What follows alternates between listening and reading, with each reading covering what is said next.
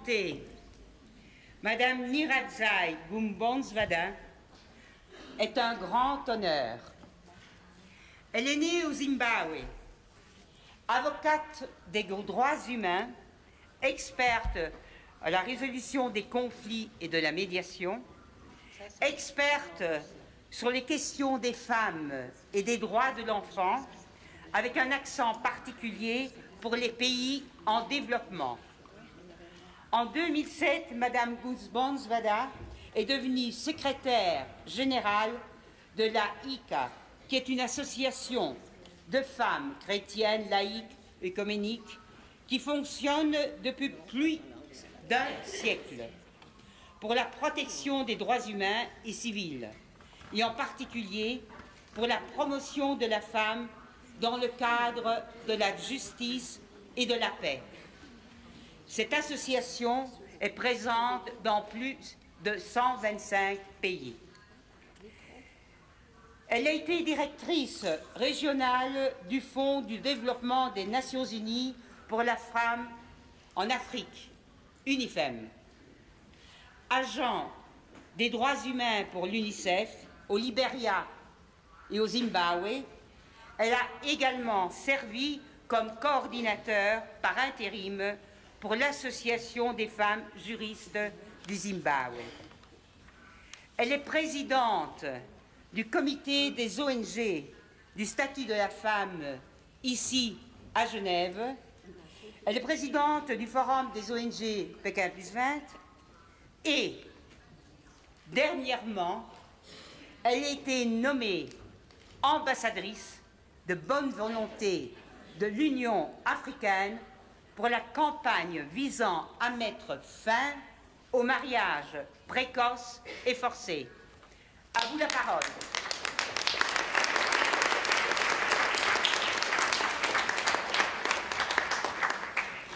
I stand and, Madam Ova, I have to come there. For the women of the world, I have to stand.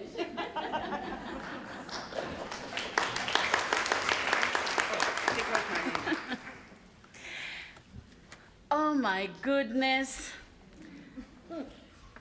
We are here to act, to advance, and to push for the achievement of women's human rights. Excellencies, my sisters, I see some brothers in the room, members of the media, friends and guests, a very warm welcome to each one of you. It has taken some of you some days to be here. Some of you had to apply for visa. So it took you some days to be here, coming by plane, coming by train. Some of you were driving to Geneva. And actually, there are some who have just walked from Grand Sakone to Paki to come to Geneva, so including those who came by foot. I'm sure you are as excited, as expectant, and ready for the next 3 days as I am, together with my colleagues, your hosts, the NGO Committee on the Status of Women, Geneva members. I want to ask my colleagues, the NGO CSW members, raise your hands, wave, receive your sisters from around the world. Thank you, thank you, thank you. The NGO CSW Geneva is a volunteer group of 34 organizations working collaboratively with our sister NGO committees on the status of women for New York and for Vienna, who are in this room. I know Sun Yang is here, I know Ilona is here, I know members and colleagues of the NGO CSWs from the other two regions are here. We are a committee for monitoring commitments made at Beijing and also commitments made in CEDAW within the United Nations, especially through the United Nations human rights mechanisms, as well as the annual Commission on the Status of Women.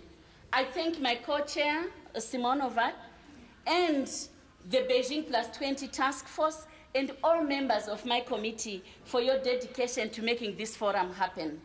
And indeed, I want to thank my own organization, the World YWCA, for the extraordinary support I continue to receive as I serve as president.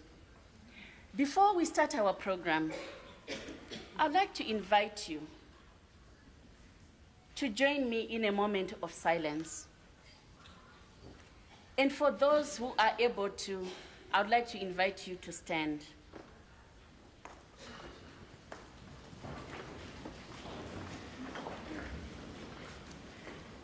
In this moment of silence, we honor those who have paved the road from the first UN Women's Conference in Mexico in 1975. Those who have paved the road to Copenhagen in 1980, Nairobi, 1985, and indeed we had the Vienna Women's Conference, Human Rights Conference in 1994. And these are our sisters and brothers who have been committed to gender equality and who are no longer with us today. We want to remember them. We stand in a moment of silence in remembrance of those human rights defenders who lost their lives as they fought for the protection of human rights, defending our dignity and seeking justice. We want to remember the human rights defenders. We stand as we mourn those women and girls who have died as a result of violence in their families, in their communities, and in situations of war. They didn't deserve to die. We stand to observe this moment of silence as we recall the many women who have lost their lives due to preventable causes, including natural disasters, maternal deaths, HIV, Ebola, and any other causes. We stand in silence.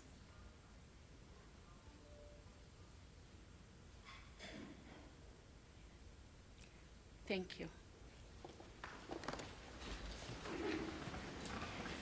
It is befitting that today we hold our NGO forum at the United Nations.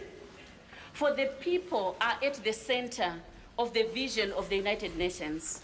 We thank the United Nations Office for Geneva through its acting director, Mr. Michael Muller, who will be joining us, for this opportunity to convene here. For us, it is very significant that we have our NGO forum inside the womb of the United Nations and not as a side event outside of the United Nations. It is therefore significant that we are in this hall today, and we want to thank the UN office in Geneva for this hospitality. We are meeting within the framework of the review for the UN Economic Commission for Europe as we prepare to participate in the intergovernmental meeting that will be held between the 6th and the 7th, just 3 days from here. I extend my greatest heartfelt appreciation to the UNECE Secretary, Mr. Christian Friesbach, who would be joining us at the closing, but also represented at this opening by Ms. Monica Lin, my colleague and sister, and they've been walking this journey together, and the principal advisor, whom many of you know, Ms. Malinka Koparanova, who is somewhere in this room, who is the senior social affairs officer. We continue to enjoy here in Geneva the extraordinary collaboration with the United Nations High Commissioner for Human Rights, High Commission for Human Rights, who are also present with us. And again, we recognize the collaboration with the CEDAW committee, and they are starting the CEDAW committee session this week through its chair, Ms. Nicole Amelin, who together and with other experts will be with us during the course of the week here.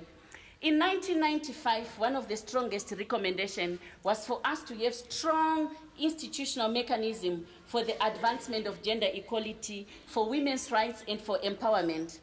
We are therefore hosting this forum with a celebratory spirit, but also with great expectations, with the establishment of UN Women. A key partner at this forum. I invite you to join me in thanking the UN Women Executive Director, Madam Phumzile Mlambo-Ngcuka, and her team for their extraordinary collaboration, and especially the Regional Director, My sister Ingeborg is somewhere, and really thank you to the UN Women regional team for Europe and Central Asia, who have done some of the things which are invisible, including translating our background materials into Russian, so that many of our sisters are able to access the information. I thank you. I would like to add my appreciation to other UN agencies that we have and continue to collaborate with. We are grateful to being here in Geneva and grateful to the city of Geneva for the extraordinary hospitality. The buses come on time.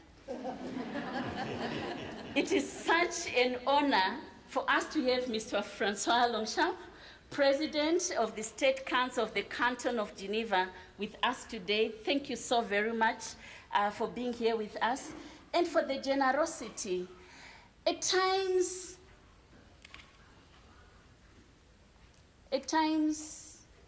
it's small things which we think are small, but which are very extraordinary.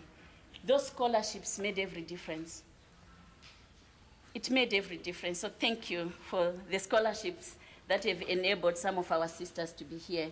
We thank the Swiss Agents for Development Cooperation for the significant contribution, the significant financial support to enable this forum, and I always claim her as my sister first, before she's the representative of the Swiss government, Ms. Ursula Funk, Senior Advisor, who is also here with us.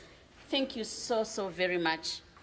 We are grateful to other governments who have supported our work, the government of the United States of America, the government of Canada, and other governments you see in your book who have endorsed our Beijing+20. And also many individuals, and to thank each one of you for being here. Let me thank all the conveners, the moderators, the presenters, the facilitators, the interpreters, wherever they are, the volunteers, and each one of you who has made a decision to be here. Thank you to Ms. Sasha Gabison for your work with the Women's Major Group, and Farida Lantarova, who is one of the young women who is not yet arrived, but we always respect intergenerational participation. These 3 days are your space. It's our space. As civil society and NGOs, as academic institutions, as media, and as citizens, to advance gender equality and the empowerment of women within the ECE region. We are more than 600 in this forum, the biggest number we have for the regional reviews. Just like many of you here present today, I attended the Beijing conference in 1995. I was younger, I was radical, I wanted to change the world in one day. And my organization, like many of you who are here, have been at the forefront of the issues since the founding of the United Nations and since the first conference in 1975. It is with this deep history of commitment and passion that we again gather today, not just to reflect on the past, but to shape the future. Our theme for this forum is ACT, Advance, Achieve Women's Human Rights. And we set for ourselves the following objectives. We want to contribute to the Beijing+20 review process within the EC region, not only from the perspective of our communities, but also with clear recommendations for the future. We want to identify the emerging issues relating to women's human rights and gender equality, such as globalization, the fast development of internet and other new technologies, climate change and its consequences, migration and the demographic changes, rising trafficking, violence against women, and the multiple crises that is increasingly there in an interconnected world. But we also want to provide input for the current discussion on the post-2015 agenda, on how a standalone goal on gender equality could be crafted, but also to go beyond defending the status quo, but for us to advance women's rights. Because it's one thing to defend the status quo, to defend the gains that we have made. It's also another thing for us to be able to move the needle, to move the agenda forward, whilst we protect the gains that have been made. The NGO Forum aims to create an intergenerational space for open dialogue among NGOs, civil society, and stakeholders from the 56 ECE countries on the realities impacting women in this diverse region. This forum will facilitate candid exchange of views and information, the opening of voices of concern, and establishment of common position, sharing the best practices, and even more. In terms of process, the forum is designed to be an interactive platform and space for all of you gathered together here, in which we bring our views, appreciating our different cultures, appreciating our different languages, appreciating our different experiences, but towards a common goal. We strive to remain respectful, even when we have to disagree. We understand that the issues we'll be discussing are located within our own lived experiences. And those lived experiences of our loved ones, our families, our neighborhoods, and our communities. We therefore recall that the personal is political and that the local is global. We understand that this forum and the Beijing+20 review process is about our rights. It's about our dignity. It's about our past. It's about our present. But much more importantly, it is about our future. We will have plenary sessions and 16 roundtables. We've established an editorial committee with inputs from all your regions, chaired by my sister, Professor Manjit Dosanjh, who is somewhere there. I'm asking for a hand. Of the International Federation of University Women. We encourage you to bring your recommendations through the conveners, the rapporteurs of your roundtable to the editorial committee. We will draw on the abstracts you have submitted to us, as well as the papers you have submitted from your sub-regions and the countries on the 5th of November, the day after tomorrow. When you say 5th of November, it sounds very far.